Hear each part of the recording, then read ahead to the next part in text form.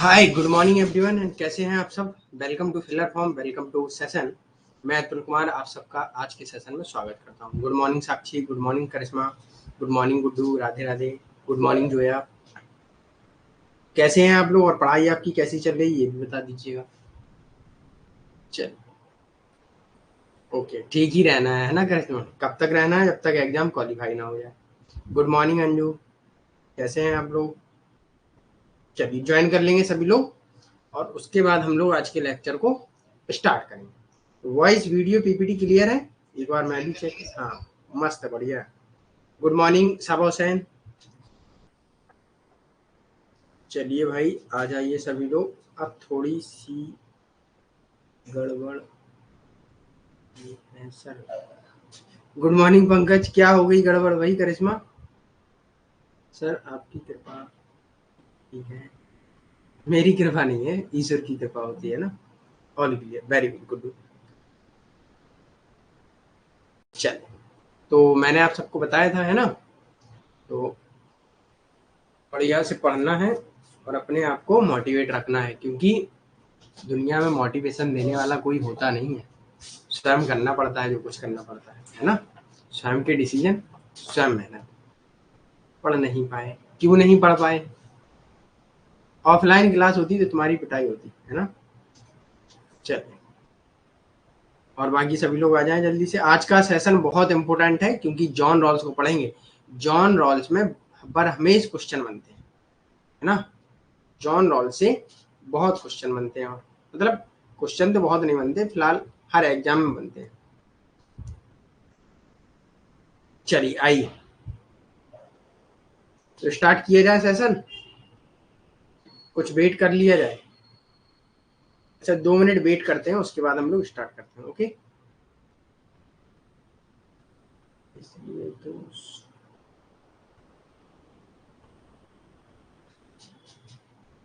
चलिए yes yes okay करें sir. चलिए,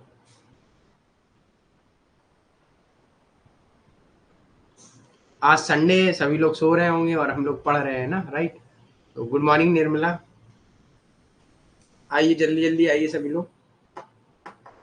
अच्छा कोई बताएगा जॉन रॉल्स को हम क्यों पढ़ते हैं? पंकज, गुड्डू, करिश्मा, जोया, साबा हुसैन, निर्मला, साक्षी, बताइए कोई। जॉन रॉल्स को हम लोग क्यों पढ़ते हैं? ऐसा क्या कारण है कि जॉन लॉक को पढ़ना पड़ता है? कहीं ना कहीं पता एक कारण होता है हर थिंकर को पढ़ने का। तो और वो कारण अगर आप लोग जान लेंगे तो फिर क्या होगा कि आप उसके कॉन्सेप्ट और उनकी थ्योरी को समझ लेंगे कि ये इंपॉर्टेंट क्यों है। न्याय का सिद्धांत नहीं sir, Sunday is my revision. Okay very good. चल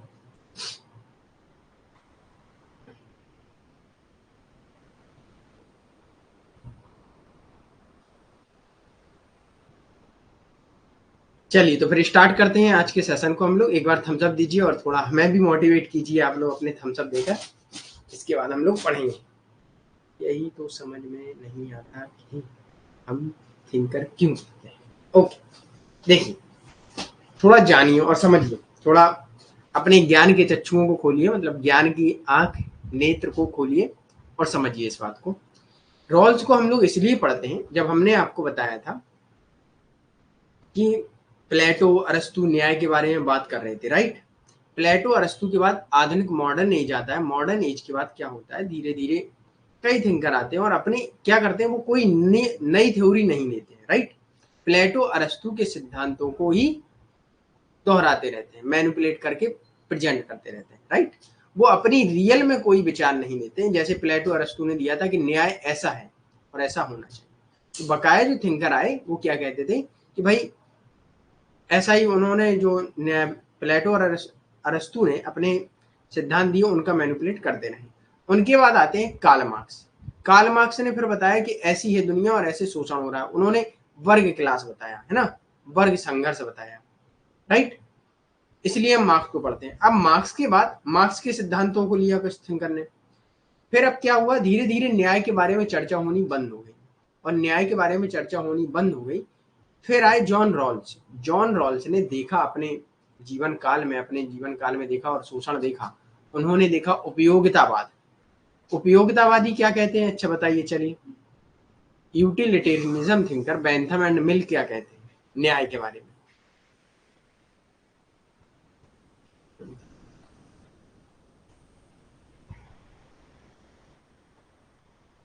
ओके, वेरी गुड साक्षी। तो मिल और बेंथम ने स्वतंत्रता के बारे में क्या कहा, कोई बताएगा?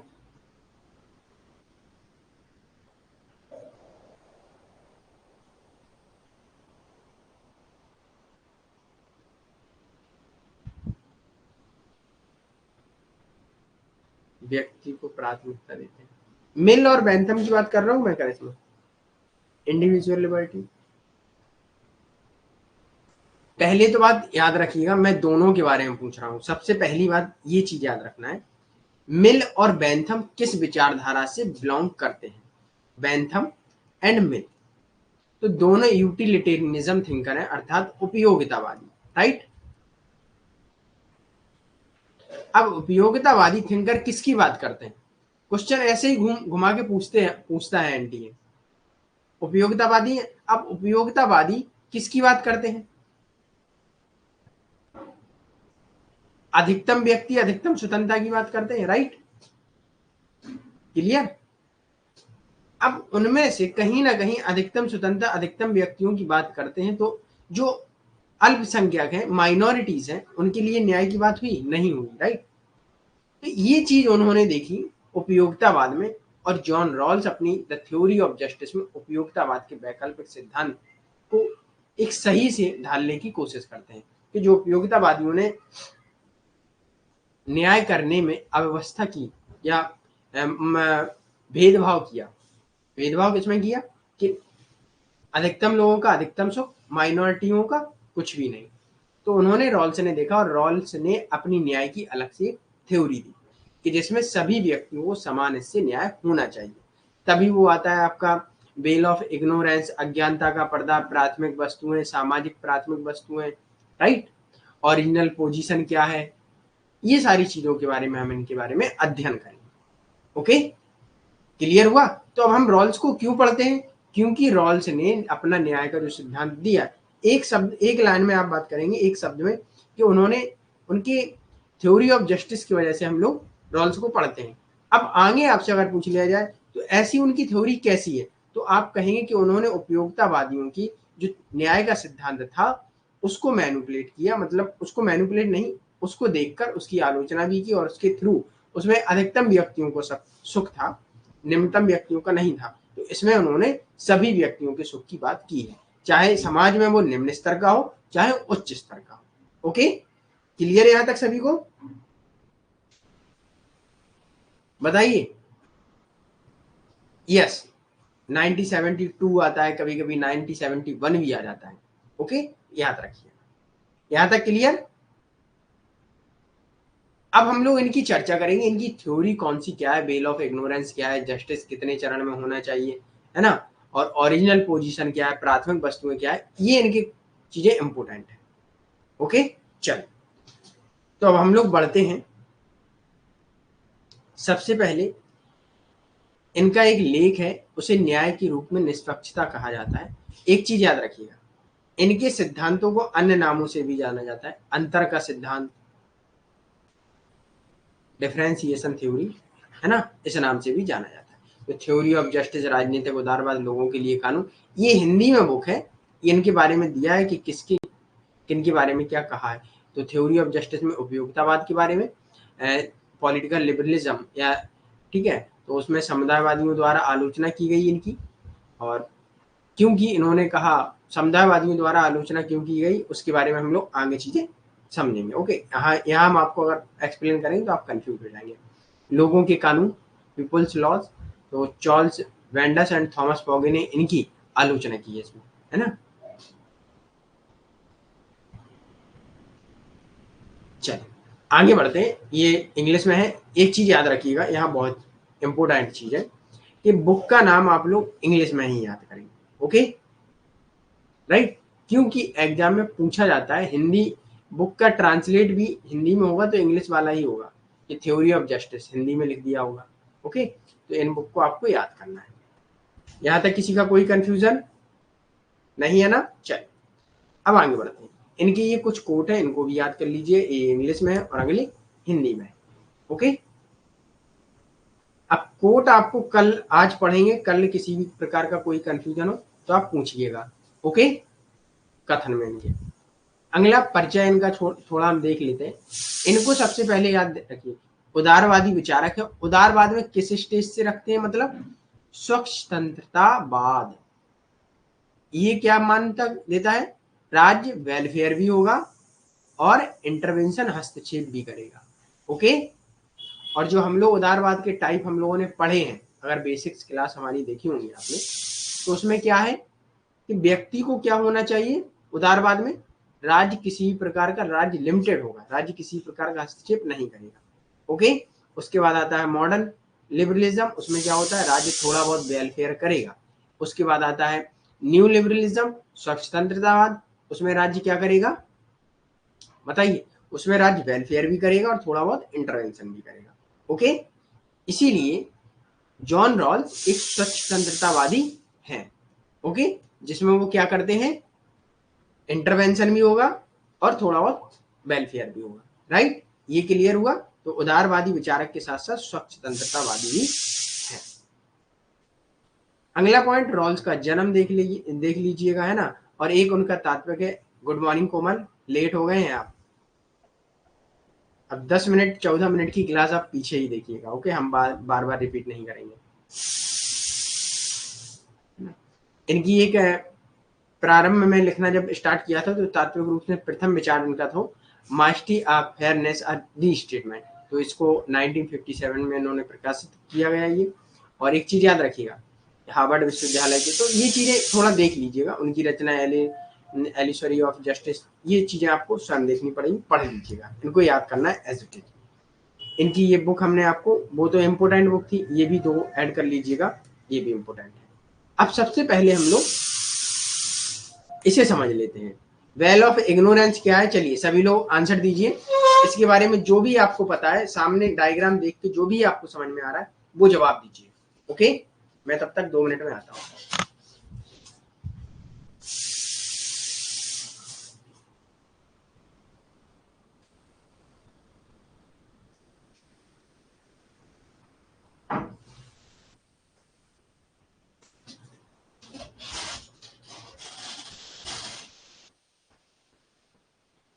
यस, अज्ञानता का पर्दा, वेरी गुड।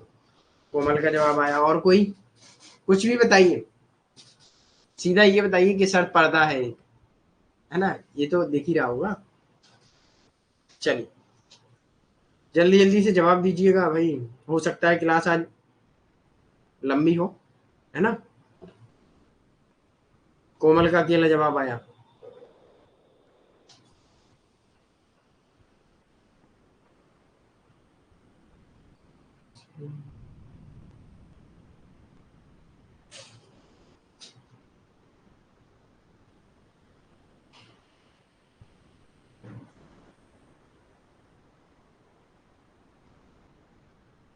कुछ लोगों से कुछ छुपाया जा रहा है, कुछ लोगों।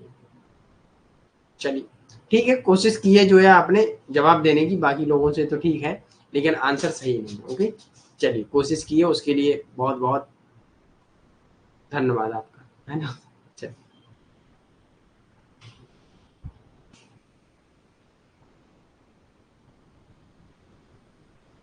पर्दे में रखे, ठीक है पर्दे में रखे। चल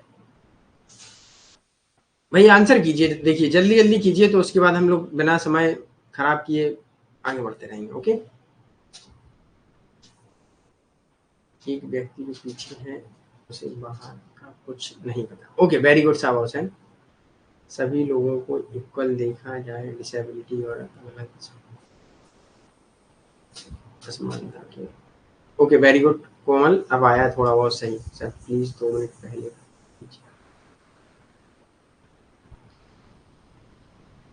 2 मिनट पहले का क्या बता दें हम? उसमें कुछ नहीं है, देखिए समझ लीजिएगा। सभी लोग ज्वाइन कर लिए, देखिए लेट हो जाते हैं आप लोग बार बार।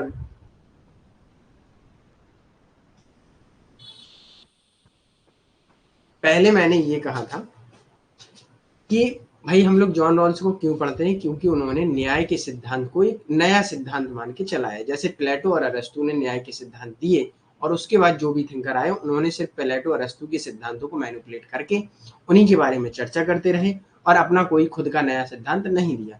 लेकिन जब उपयोगितावादी बेंथम एंड मिल आते हैं, उन्होंने क्या कहा कि भाई न्याय वही है जिसमें अधिकतम लोग अधिकतम सुख है ना, अधिकतम लोगों का अधिकतम सुख, उसको उन्होंने न्याय किया। और ये चीज रॉल्स ने देखी तो रॉल्स ने समझा कि इसमें तो जो अधिकतम लोगों का अधिकतम सुख है उसमें क्या होगा, माइनॉरिटीज का सुख तो होगा ही नहीं, माइनॉरिटी के लिए न्याय तो होगा ही नहीं जो है, ठीक है।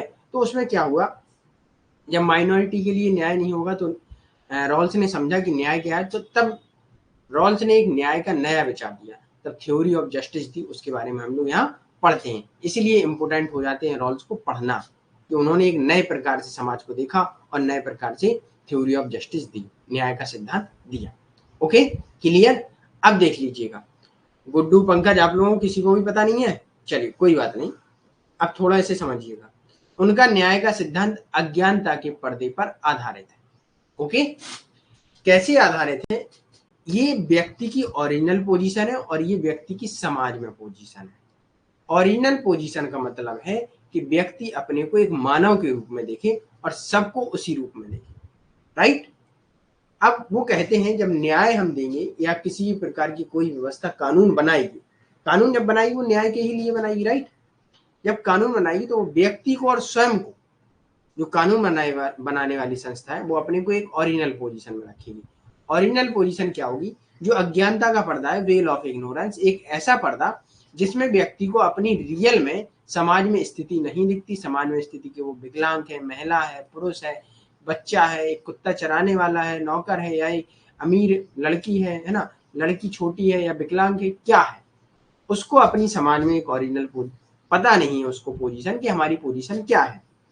वो पर्दे के पीछे रहकर कानून बनाता है या कोई भी न्याय के लिए एक नियम बनाते हैं, तो वो सारे व्यक्तियों को, ये सारे व्यक्ति अपने आप को एक ओरिजिनल पोजीशन में रखेंगे कि हम व्यक्ति हैं।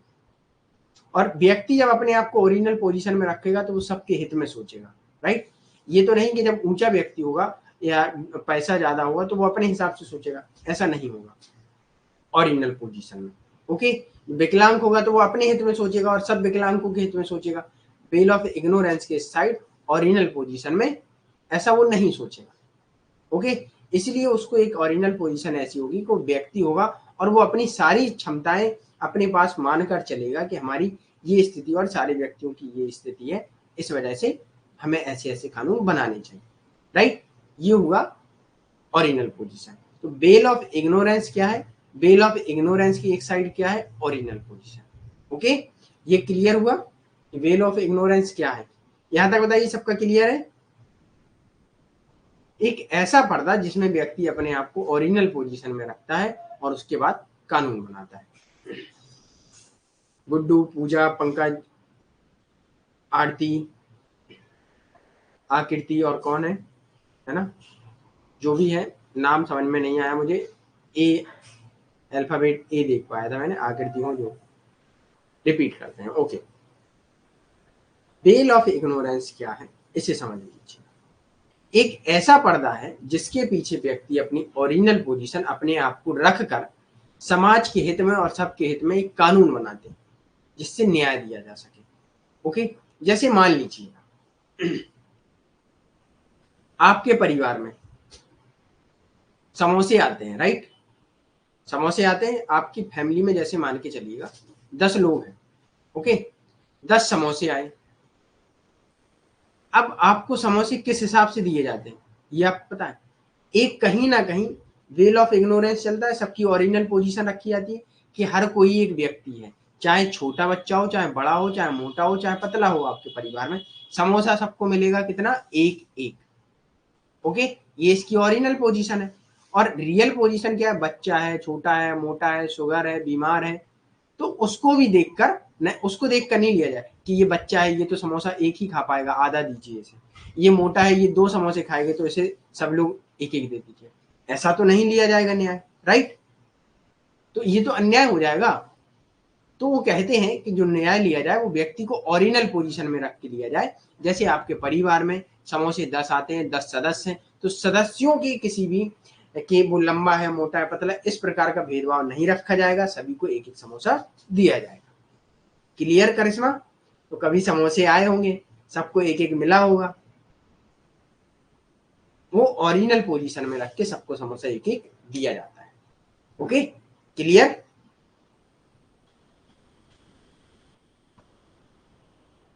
अब तो समझ में आ गया होगा, राइट? चलिए,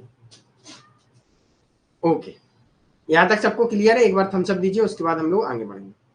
अब ये बेल ऑफ इग्नोरेंस समझ लिया। अब हम लोग आगे जब न्याय के सिद्धांत को समझेंगे इनका, वो आराम से समझ में आ जाएगा। Okay, very good Pankaj, very good Komal. चलिए तो आगे बढ़ते हैं। आकृति, सॉरी आरती, क्या नाम है आपका? आरती है, आकृति है, आयुषी है, कौन है? अंजलि। यस, अंजलि आपको क्लियर है? Okay, thank you. वास्तविक स्थिति में ही रख कर न्याय करना, यस यस, वेरी गुड। अब हम लोग देख लेते हैं रॉल्स का न्याय का सिद्धांत क्या कहता है। सेम इसी पर आधारित है। अब कभी कभी यहां से क्वेश्चन बन जाता है कि रॉल्स का न्याय का सिद्धांत किस पर आधारित है, तो वेल ऑफ इग्नोरेंस पर आधारित है। ऑप्शन आएगा अज्ञानता का पर्दा या अंतर का सिद्धांत, पूछ लेते हैं। जब हम लोग क्वेश्चन करेंगे तो हर प्रकार से देखेंगे। ओके, रॉल्स का न्याय 20वीं शताब्दी में रॉल्स ने अपनी थ्योरी ऑफ जस्टिस पुस्तक में न्याय का सिद्धांत दिया, और रॉल्स के अनुसार न्याय समाज का केंद्रीय सद्गुण है। मानवीय समाज द्वारा न्याय के नियमों का निर्माण किया गया है, अतः न्याय मानव के तार्किक चयन का परिणाम है। तार्किक चयन का रैशनैलिटी पर आधारित है, लॉजिकल है। कैसे है ये चीज समझ लीजिए कि व्यक्ति ने अपने आप को ओरिजिनल पोजीशन में रखा और उसके बाद वो न्याय करता है। तो तार्किकता क्या हुई कि सारे व्यक्ति एक मानव स्तर में रहेंगे, राइट? अज्ञानता का पर्दा, ये चीज आपको समझ में आ गई है। ओके, तो इसे पढ़िएगा, चीज समझ में आई, नहीं आती तब आप मुझसे पूछिएगा। ओके, रॉल्स के न्याय को अधिकतम न्यूनतम का सिद्धांत भी कहा जाता है, मैक्सी मिनी प्रिंसिपल या मैक्सी मिनी थ्योरी भी कहा जाता है।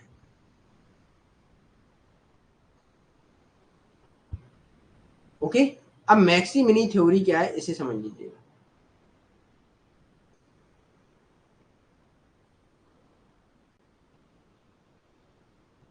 एक चीज और याद रखिएगा, यहाँ अज्ञानता का पर्दा क्या है? Original position. मैंने आपको बताया, एक चीज पढ़ लीजिए इसे तो और समझ में आ जाएगा, नहीं आप लोग पढ़ेंगे फिर हमें आप डाउट पूछेंगे। ओके, चलिए, जिसमें व्यक्ति को क्या होगी, अपनी प्रतिभा क्षमता का ज्ञान नहीं होगा। प्रतिभा क्षमता की हम कितने इंटेलिजेंट हैं, जैसा कि हमने आपको बताया कि हम विकलांग हैं, बूढ़े, वो चीजें नहीं होंगी, उसका ज्ञान नहीं होगा। और भविष्य में समाज में उसकी स्थिति क्या होगी, इसका भी ज्ञान नहीं होगा, कि हम भविष्य में गरीब होंगे, अमीर होंगे, इसका भी ज्ञान नहीं होगा। एक मानव के रूप में रखकर हम न्याय करेंगे या कानून बनाएंगे या कोई भी डिसीजन लेंगे। इस स्थिति में जब व्यक्ति परस्पर समझौता करके न्याय समझौते के निर्माण का प्रयत्न करता है, और उन्होंने स्वयं की स्थिति को सबसे वंचित रूप में देखते हैं, और जो ओरिजिनल पोजीशन है उस स्थिति को वो लोग ऐसे देखते हैं जैसे हम सबसे वंचित हैं। ओके, मतलब सबसे निम्न स्तर में है। इस वजह से क्या होगा कि किसी प्रकार का मतलब सभी लोग समान है, वंचित स्थिति में सभी को न्याय की आवश्यकता है। अब आता है रॉल्स का न्याय का अधिकतम मैक्सिमिनी सिद्धांत या अंतर सिद्धांत, डिफरेंशिएशन थ्योरी भी कहते हैं इसे। तो मैक्सिमिनी सिद्धांत ये होता है रॉल्स के अनुसार, वो कहते हैं जैसे मान लीजिए आम का तो सीजन गया भाई, है ना, जब सीजन होता है तब मैं आम का ही एग्जाम्पल देता हूँ। ये एक पेड़ है, ओके, इसमें लगे हुए हैं आम, ठीक। अब मान लीजिए करिश्मा और साक्षी का एग्जाम्पल ले लेते हैं, राइट। करिश्मा भाई लंबी है, हाइट उनकी अच्छी है, ये आई भाई करिश्मा, ठीक है, और ये आई साक्षी। साक्षी की हाइट थोड़ी छोटी है, दोनों आम तोड़ने गए। तो अब हमें ये बताइए दोनों में से आम कौन कितने जल्दी और सबसे अधिक आम तोड़ पाए? चलिए आंसर कीजिए।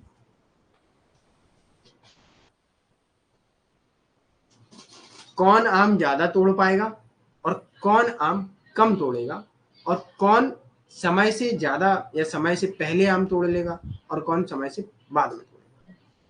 यस, करिश्मा, करिश्मा, ओके, जो लंबी होंगी, ओके, वेरी गुड। चलिए, अब कहीं ना कहीं आप एक चीज सोचिएगा, करिश्मा ने 10 आम तोड़े, और ये कौन थी?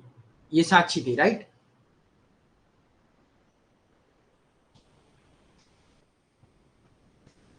ये अच्छा, पहले भी बताया तो समझ में आ गया। अब जो भी न्यू स्टूडेंट है तो उनको समझाते हैं, है ना? तो अब ये साक्षी जो थी, साक्षी ने कितने आम तोड़ लिए? मान के चलो उन्होंने कम तोड़ पाए, 8 आम तोड़ लिए, राइट? मान लिया। अब क्या कहीं ना कहीं किसके साथ अन्याय हुआ, ये आपको पता है? अन्याय किसके साथ हुआ? चलिए बताइए।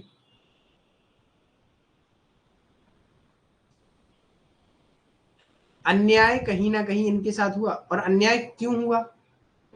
क्योंकि इनके पास प्राकृतिक अवस्था या प्राकृतिक स्थिति में जो उनको प्राकृतिक रूप से चीजें मिली हैं, वो उनको हाइट छोटी मिली, और करिश्मा को प्राकृतिक रूप से जो हाइट मिली है वो लंबी मिली। तो करिश्मा अपना हर बार काम क्या करेंगी? एक्स्ट्रा कर लेंगी। करिश्मा को ऑटोमेटिक, करिश्मा उसमें रहेंगी, प्रॉफिट में।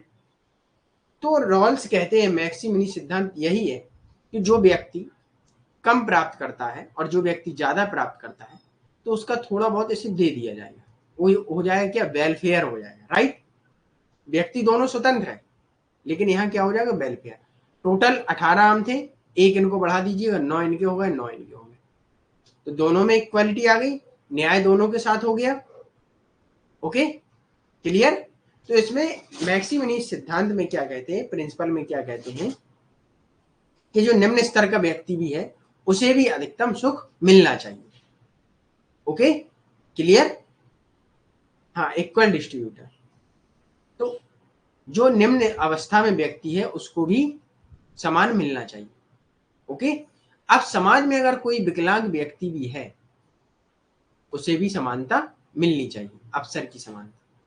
तभी रिजर्वेशन लाया जाता है, वो इसी के लिए लाया जाता है कि समाज में जो भी पिछड़े हैं, दबे कुचले हैं, जो विकलांग है, तो उनको भी एक उच्च कैटेगरी में रखा जा सके। Okay, clear? चलो, ओके। न्यूनतम स्थिति में रखने वाले लोग अधिकतम, यस, न्यूनतम स्थिति में रहने वाले लोगों को अधिकतम सुख की बात करते हैं। ओके, चलो, अब देख लेते हैं न्याय के स्रोत क्या है, उसको भी हम लोग जान लेते हैं। रॉल्स अमेरिका में हार्वर्ड विश्वविद्यालय में दर्शन शास्त्र के प्रोफेसर थे, और रॉल्स का न्याय कीट के आदर्शवादी, कीट एक थिंकर है, आदर्शवादी विचारों पर आधारित है।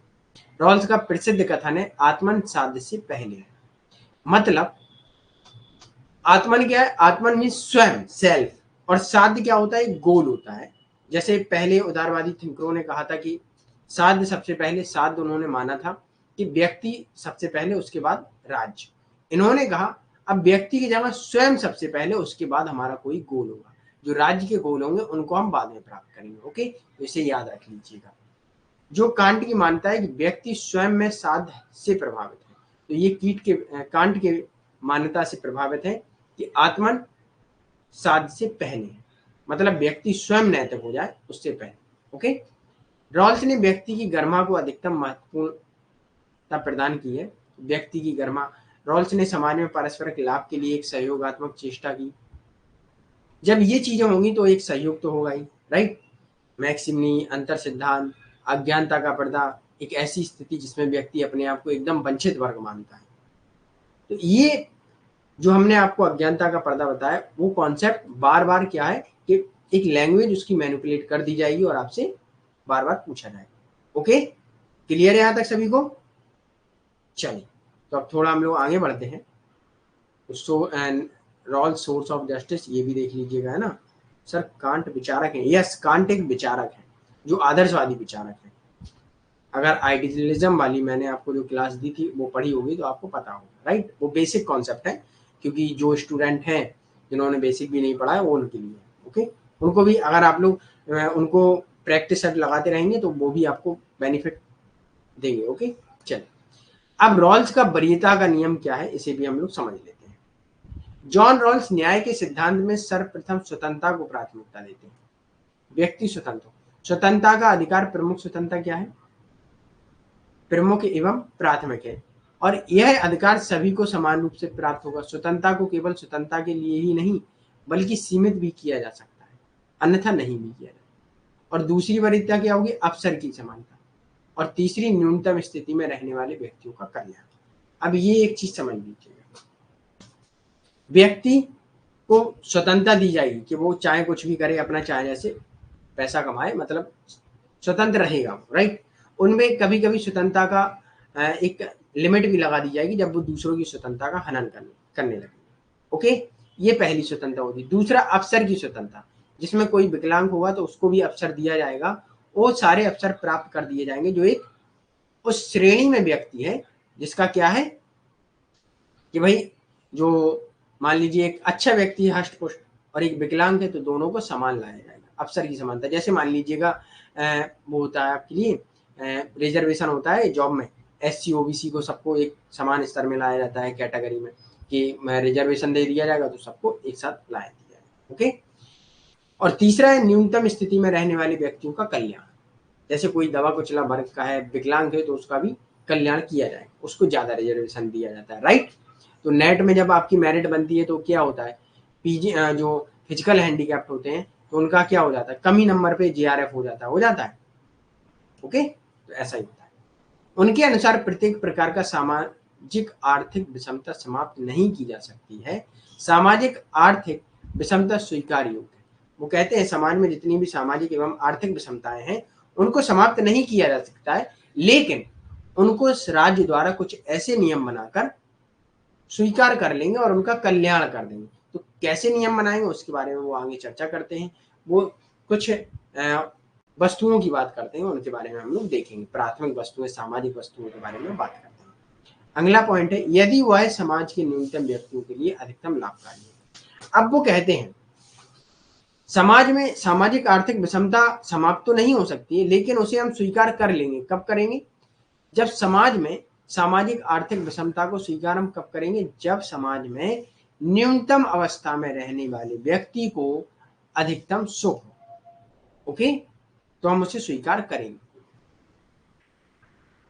जिससे कि क्या हो कि वो भी एक अपना स्तर बढ़ा सके, जीवन स्तर। ओके, रॉल्स की प्रक्रिया न्याय व तात्विक न्याय में समन्वय स्थापित किया, है ना। प्रक्रियात्मक एवं तात्विक, एक प्रक्रिया से दिया जाने वाला न्याय, प्रोसेस वाला, है ना, उसको भी एक मिलाया गया है कि भाई सबको न्याय मिले। पूंजीवादी अर्थव्यवस्था में कल्याणकारी राज्य द्वारा लोगों को प्राथमिक वस्तुओं के समान वितरण द्वारा न्याय संभव है। प्राथमिक वस्तुएं क्या है उनके बारे में हम लोग यहाँ देखेंगे।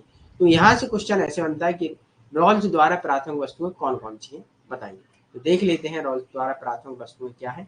पहले हम लोग वस्तुएं देख लेते हैं, राइट। प्राथमिक वस्तुओं के प्रकार क्या है?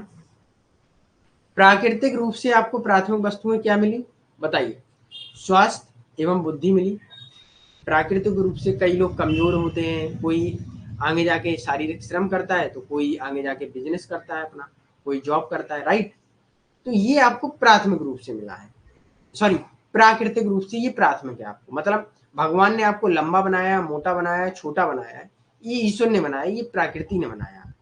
ओके, तो इसमें उन्होंने कहा हम किसी प्रकार का क्या नहीं कर सकते, इसमें हम किसी प्रकार का मैनिपुलेट, फेरबदल नहीं कर सकते, राइट। यहां तक क्लियर। अगला पॉइंट है सामाजिक प्राथमिक वस्तुएं, अधिकार, स्वतंत्रता, संपत्ति, गरिमा का सम्मान। वो कहते हैं ये समाज द्वारा दी गई वस्तुएं हैं, तो इनमें हम मैनिपुलेट कर सकते हैं और इनमें हम मैनिपुलेट करके हम व्यक्ति को न्याय दे सकते हैं। Okay, clear. फर्स्ट स्वतंत्रता ऑप्शन, ओके, वेरी गुड। तो यहां तक चीजें क्लियर है कि प्राथमिक वस्तुएं क्या है ना। चलिए, वेरी गुड। तो उन्होंने कहा समाज द्वारा हम इसमें तो चेंजेस कर सकते हैं और इसमें चेंज करेंगे, और जिन व्यक्तियों को प्राकृतिक वस्तुएं मिली हैं कि उनमें उन्हें छोटा बनाया, गिंठा बनाया गया, विकलांग बनाया गया है ना, काला बनाया है, गोरा बनाया है, तो उनको हम सामाजिक प्राथमिक वस्तुएं देकर समाज के एक समान स्तर में लाने की कोशिश करें, उसे हम लाएंगे। ओके, इसलिए न्याय, रॉल्स की न्याय को क्षतिपूर्ति का सिद्धांत भी कहा जाता है कि जिसकी प्राकृतिक अवस्था में क्षति हुई है, मतलब उसे गिंठा बना दिया गया है, उसका नुकसान हुआ है, तो उसको हम पूर्ति करेंगे सामाजिक वस्तुओं से। ओके, ये क्लियर है। अब यहाँ हम पीछे आते हैं थोड़ा, रॉल्स के न्याय की पृष्ठभूमि को समझ लेते हैं। उनका जो न्याय है, तो रॉल्स की न्याय का निर्माण कल्याणकारी राज्य के अंतर्गत किया गया है तथा उनके न्याय को व्यवहारिक आधार प्रदान करने के लिए लोकतांत्रिक राज्यों की पृष्ठभूमि को आवश्यक माना जाता है। अर्थात लोकतांत्रिक न्याय ही क्या करेगा, लोकतांत्रिक डेमोक्रेसी होती नेचर में नो चेंज, यस यस, समाज द्वारा दी जाने वाली चीजों में बदलाव, यस।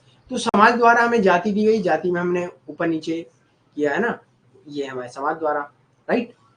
अब एक चीज समझिएगा, रॉल्स ने कहा जो भी हमने अपने न्याय दिए हैं वो सिर्फ किससे व्यवहार में लाए जा सकते हैं, डेमोक्रेसी से। डेमोक्रेसी वाले जितने भी राज्य होंगे, लोकतांत्रिक राज्य होंगे, डेमोक्रेटिक स्टेट होंगे, उनमें हम न्याय को अप्लाई कर सकते हैं।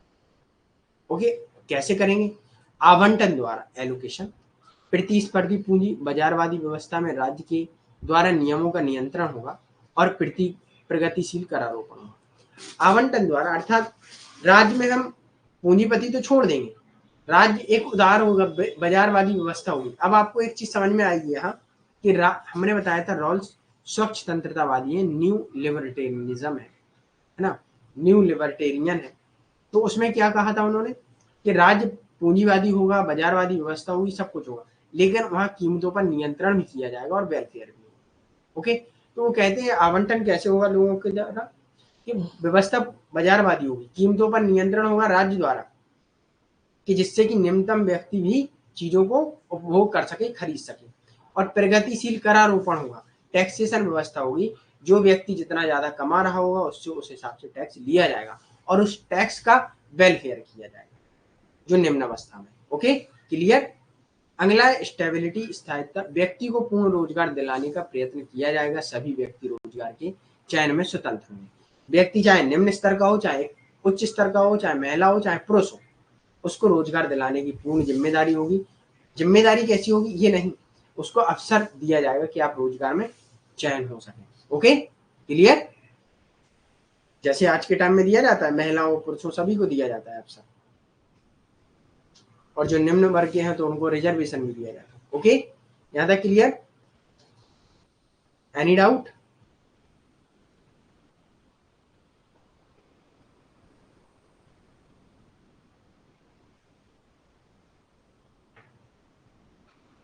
चलिए, ओके, वेरी गुड। अंजलि, आपको, गुड्डू, साक्षी,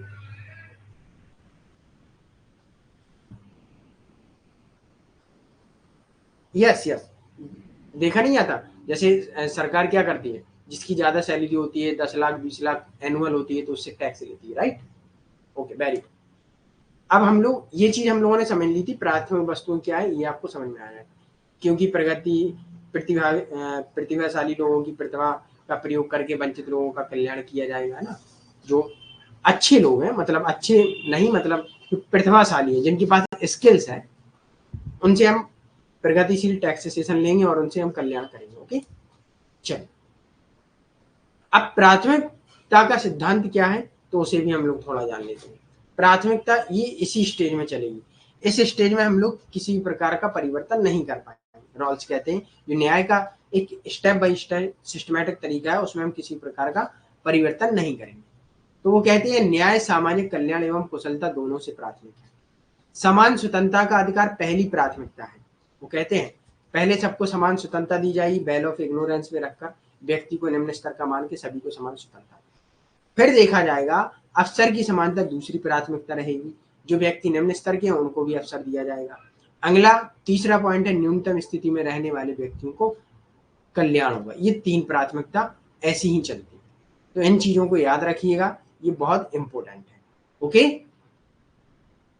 ये तीनों में किसी प्रकार का परिवर्तन नहीं हुआ। और यहाँ से क्वेश्चन बन सकता है आपका कि रॉल्स द्वारा प्राथमिकता का सिद्धांत को सीक्वेंस में लगाइए। वो दे देंगे कि पहली स्वतंत्रता समानता की है, दूसरी अवसर की, तीसरी न्यूनतम स्थिति। तो वो कह देंगे इनमें से कौन सी नहीं है, 4 ऑप्शन देंगे, उनमें से पूछ लेंगे कौन सी नहीं है, तो जो गलत होगा वो नहीं है। और कभी कभी 3 गलत दे देंगे, 1 सही दे देंगे, तो पूछ लेंगे कौन सा सही है, पहला सही। ओके, क्लियर, क्वेश्चन ऐसे बनते हैं। चलिए आगे बढ़े।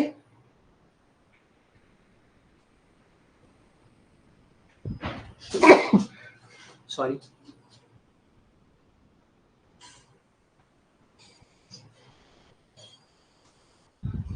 ओके, साक्षी को समझ में आया, वेरी गुड। सभी को समझ में आया? Okay, very good Anjali. Guddu आपको? सर तीसरी न्यूनतम स्थिति में रहने वाले, अर्थात वो स्थिति जिसमें सबका कल्याण हो सके, न्यूनतम स्थिति में रहने वाले व्यक्तियों का कल्याण, रिजर्वेशन वाली व्यवस्था।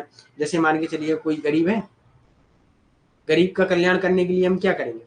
जो व्यक्ति ज्यादा कमा रहा है उससे टैक्स लेके उसका कल्याण होता है वो व्यवस्था।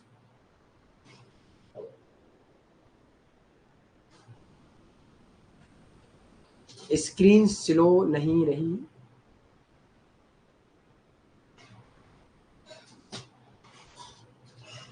वाईफाई स्लो है, बारिश हो रही है। बारिश हो रही है, पकौड़े बनाइए खाइए। चलिए रिपीट करते हैं। बनाइए खाइए खिलाइए, है ना। चल, तीसरा ये है, न्यूनतम स्थिति में रहने वाले व्यक्तियों का कल्याण क्या होता है।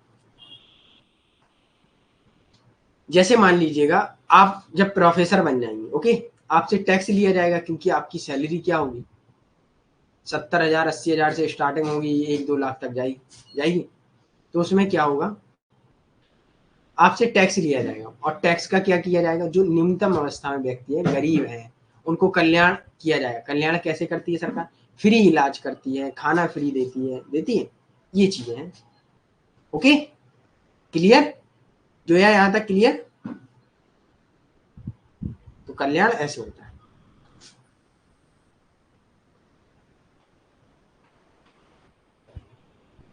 चलिए आगे बढ़े।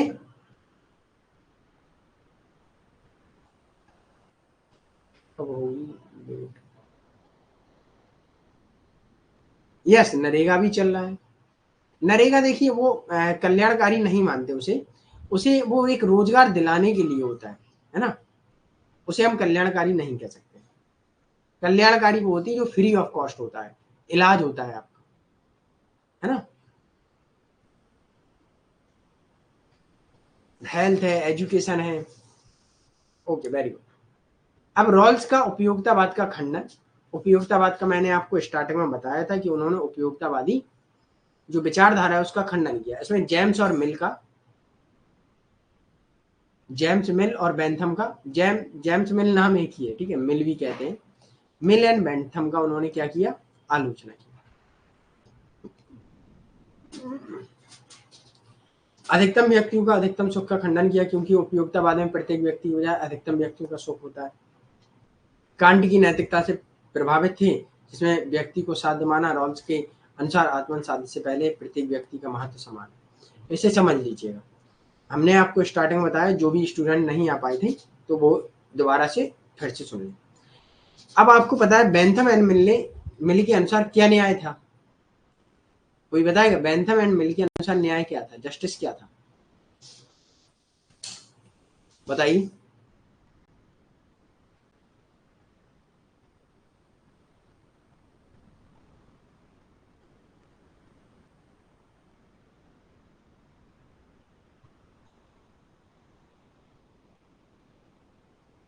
अधिकतम व्यक्तियों का अधिकतम सुख, वेरी गुड। अब अधिकतम व्यक्तियों का अधिकतम सुख होगा तो आप जानिएगा, समझिएगा, थोड़ा सोचिए। किसी भी राज्य में अधिकतम संख्या में मान लीजिएगा एक वर्ग है और दूसरी संख्या में कम वर्ग, ठीक है। तो अधिकतम जो लोग होंगे वो सिर्फ अपने भले में सोचेंगे और वो उन्हीं के अनुसार रूल होगा, है ना। जब उनके अनुसार न्याय होगा तो निम्न अल्पसंख्यक होंगे, उनके साथ क्या न्याय हुआ? नहीं हुआ। अगर मानवता से देखें तो उनके साथ कभी न्याय हुआ ही नहीं फिर। तो उन्होंने कहा अधिकतम व्यक्तियों का अधिकतम सुख नहीं होना चाहिए। क्यों नहीं होना चाहिए? क्योंकि रॉल्स कांट से प्रभावित थे। कांट एक नैतिकतावादी आदर्शवादी थिंकर है, जो कहते हैं व्यक्ति मानव है। मानव एक नैतिकता की दृष्टि से देखिएगा कि जो आप अपने बारे में सोचते हैं वो दूसरे व्यक्ति के बारे में सोचें। ओके, ये याद रखिएगा। तो उन्होंने कहा सारे व्यक्तियों को, वो जब नैतिकता थे तो सारे व्यक्तियों को न्याय की बात करते हैं, और वो कहते हैं सभी व्यक्तियों को न्याय मिलना चाहिए, चाहे निम्न स्तर में हो, चाहे उच्च स्तर में हो, चाहे विकलांग हो, चाहे जैसे। तब उन्होंने अपना न्याय का सिद्धांत देते हैं। ओके, इसीलिए उन्होंने उपयोगितावाद का खंडन करने के बाद अपना न्याय का सिद्धांत दिया। ओके, तो अब आपको पता चल गया होगा न्याय के सिद्धांत का उन्होंने खंडन क्यों किया है। ओके, क्लियर है यहाँ तक? और इसीलिए हम उनको पढ़ते हैं कि उन्होंने सारे व्यक्तियों के हित में सोचा है, इसीलिए ये मिक्स है, स्वतंत्रतावादी है, लिबर्टेरियनिज्म है। ओके,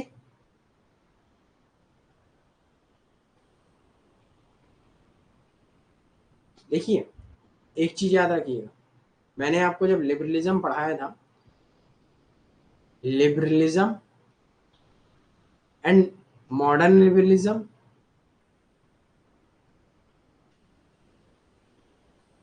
एक होता है लिबर्टेरियनिज्म।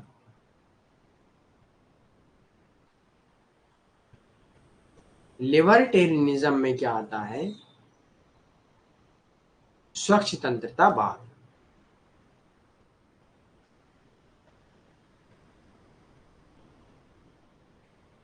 ओके, इसे स्वतंत्रता चाह बात। इसमें क्या है, इसे लिबरलिज्म और मॉडर्न लिबरलिज्म से थोड़ा अलग करके इसे इसलिए इसका नाम दिया लिबर्टेरियनिज्म, स्वतंत्रतावाद, क्योंकि इसमें दोनों विचारधाराओं के मिक्सअप आता है। ओके, कि राज्य क्या करेगा, थोड़ा वेलफेयर भी करेगा, थोड़ा इंटरवेंशन भी करेगा। ओके, याद रखिए।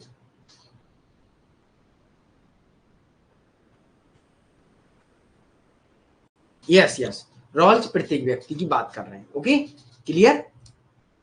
इनकी आलोचना भी हुई है। अब आलोचना किन थिंकरों ने की है रॉल्स की, ये भी देख लीजिए।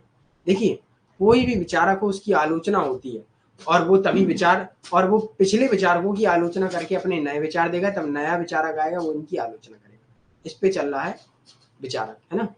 तो इनकी आलोचना किनने की है उनको देख लीजिए। समुदायवादी, कम्युनिटेरियनिज्म, अर्थात समुदायवादी जो थिंकर होते हैं, एक समुदाय होता है, हर संस्कृति का अलग अलग समुदाय होता है, वो अपने समुदाय के अनुसार न्याय मानते हैं। लेकिन रॉल्स ने कहा था कि सब व्यक्तियों को न्याय मिलना चाहिए। अब एक चीज याद रखिएगा, जैसे कम्युनिटी होती है, जैसे मान लीजिएगा दो कम्युनिटी है, क्रिश्चियन है और हिंदू है, तो हिंदुओं के अनुसार न्याय कुछ अलग होता होगा, क्रिश्चियन के अनुसार न्याय अलग होता होगा, राइट? कि मतलब उनकी परंपराएं अलग होंगी और आपकी परंपराएं अलग होंगी। आपके द्वारा सत्य सत्य होगा, उनके द्वारा सत्य शायद गलत होगा, राइट? ये चीजें हैं। तो उनकी समुदायवादी थिंकरों ने आलोचना की है कि वो कहते हैं रॉल्स ने व्यक्ति को एकाकी अमूर्त अणु के रूप में देखा, समूह के सदस्य के बजाय अलग थलग रूप, मतलब समुदाय के रूप में नहीं देखा व्यक्तियों को, है ना। उन्होंने व्यक्तियों को समान देखा है सबको। अगर समुदाय के रूप में देखते तो कहीं ना कहीं इनका सिद्धांत सही होता, इसीलिए समुदायवादियों ने आलोचना की। जब हम लोग समुदायवादी पढ़ेंगे तो उनको हम बताएंगे, इस विचारधारा को पढ़ेंगे हम लोग। हो सकता है मंडे को हम लोग जो बेसिक क्लास चलती है उसमें पढ़ेंगे। ओके, तो वो क्लास ज्वाइन कर लेना आप लोग, बहुत इंपॉर्टेंट रहती है, क्योंकि आप लोगों के बेसिक कॉन्सेप्ट जब तक क्लियर नहीं होंगे तो चीज़ें जब आगे कठिन होती जाएंगी वो नहीं हो पाएंगी सफल। ओके, अब आपको कई स्टूडेंट होंगे समुदायवादी समझ तो रहे होंगे अर्थ, लेकिन कॉन्सेप्ट नहीं समझ पा रहे होंगे, है ना। अगला है, मार्क्सवादियों ने भी अंतर किया है, आलोचना की है। मार्क्स ने व्यक्ति के पृथक समझौते की कल्पना नहीं की जाती है, क्योंकि व्यक्ति मूलतः वर्ग का सदस्य है। मार्क्स भी कहते हैं व्यक्ति वर्ग का सदस्य है ना। व्यक्ति को पृथक करके हम कल्पना नहीं कर सकते, एक श्रमिक वर्ग है और एक पूंजीपति वर्ग है, राइट? ओके, मैकफर्सन ने रॉल्स के उदारवाद में संशोधन किया है। नॉजिक थ्योरी ऑफ जस्टिस की कटु आलोचना करते हैं कि क्रियात्मक न्याय महत्वपूर्ण स्थान दिया है तथा कल्याणकारी राज्य की आलोचना की रॉल्स ने। ओके, जब नॉजिक को हम पढ़ेंगे तो उसमें हम बताएंगे। ओके, रॉबर्ट नॉजिक के बारे में भी हम लोग पढ़ेंगे। चलिए, तो यहां तक चीजें आप लोगों की क्लियर है सभी की?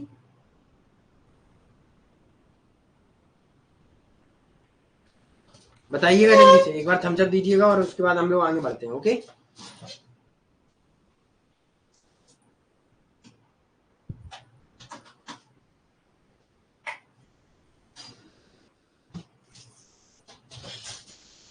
चलिए, ओके, वेरी गुड। अब आता है अगला पॉइंट, वो जो इनकी पुस्तक है द लॉज ऑफ पीपल्स, उसमें 8 सिद्धांतों का प्रतिपादन किया। तो यहाँ से ये सिद्धांत याद कर लीजिएगा एज इट इज। यहाँ से पूछ लिया जाता है कि किस पुस्तक में रॉल्स ने अपने 8 सिद्धांतों का प्रतिपादन किया या प्रस्तुत किए, है ना। उनमें से 8 में से कौन सा नहीं है या कौन सा है, ये भी पूछ सकते हैं। जैसे लोग मुक्त एवं स्वतंत्र हैं जिनका सम्मान अन्य व्यक्तियों के द्वारा भी होना चाहिए, मतलब किसी प्रकार का भेदभाव नहीं हो। लोगों को संधियों का पालन करना चाहिए, क्योंकि जब लोगों ने अपने आप को ओरिजिनल पोजीशन में रखा है तो वहां कुछ संधियां समझौते किए, तो इनका न्याय का सिद्धांत समझौते पर भी आधारित है, ये चीज याद रख लेना, है ना। उनका पालन करना चाहिए। समझौते में सभी व्यक्तियों को समान रखा गया है। हस्तक्षेप के कर्तव्य का पालन करना चाहिए। राज्य अगर आपके बीच में हस्तक्षेप करेगा, कब करेगा? जब आपके बीच वितरण सही नहीं होगा, है ना। जब आप किसी व्यक्ति को सता रहे हो तब वेलफेयर करने के लिए भी हस्तक्षेप करेगा। जब आप पैसा ज्यादा कमाएंगे तो आपसे टैक्स भी लेगा। लोगों को आत्मरक्षा का अधिकार है। आत्मरक्षा के अलावा अन्य किसी आधार पर युद्ध नहीं होना चाहिए। मानव अधिकार का सम्मान आवश्यक है। युद्ध के दौरान निश्चित प्रतिबंधों का पालन भी होना चाहिए। ओके। अन्य व्यक्तियों की सहायता एवं न्यायपूर्ण राजनीतिक एवं सामाजिक व्यवहार भी होना चाहिए। क्लियर है यहाँ तक? तो आई होप आप लोगों को यहाँ तक चीजें क्लियर हो गई होंगी। तो मेरे तरफ से यहाँ सेशन समाप्त हो चुका है। अब आप में से किसी भी स्टूडेंट का कोई भी डाउट हो किसी भी प्रकार का तो बताइएगा, जॉन रॉल्स से रिलेटेड, है ना। जब हम जॉन रॉल्स के बारे में क्वेश्चंस करेंगे तो हम लोग वहाँ चीजें समझेंगे। ओके। मंडे को हम लोग मिलेंगे यूट्यूब पर और इसमें हम लोग क्या रखेंगे, टेस्ट रखेंगे। ओके ठीक। तो अभी तक जितने विचारक हम लोगों ने पढ़े हैं उन सबको आप लोग याद करके आइएगा, रिवाइज कीजिएगा और वहां टेस्ट देंगे। ओके।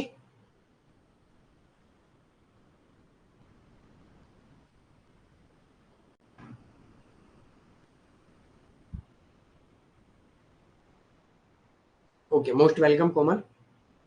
सभी स्टूडेंटों को क्लियर है तो एक बार थम्स अप दीजिए और थोड़ा हमें भी मोटिवेट करते रहिएगा कि सर समझ में आता है, या कह दीजिएगा कि सर समझ में नहीं आ रहा है ना। चल, तो भाई बारिश कहाँ हो रही थी? पकौड़े बनाइए और खाइए, है ना, जोया, राइट। चलिए, thank you so. Okay, most welcome Sakshi. Test Guddu, Monday को टेस्ट होगा, है ना।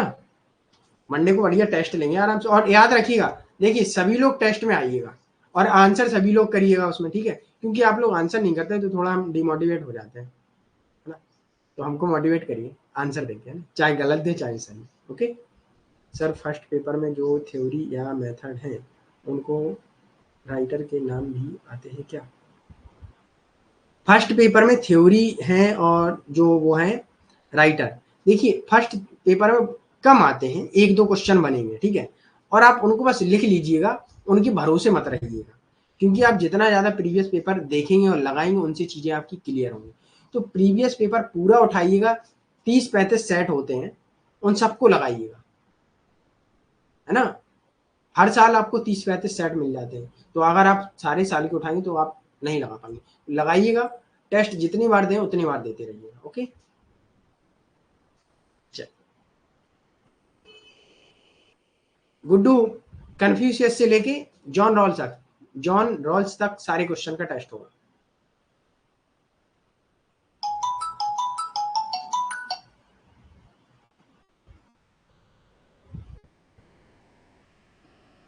चलिए, मोस्ट वेलकम करिश्मा, मोस्ट वेलकम। ओके चलिए, तो कल टेस्ट रहेगा। Okay, thank you for today session watch and most welcome. मिलते हैं कल सुबह 9 बजे यूट्यूब पर।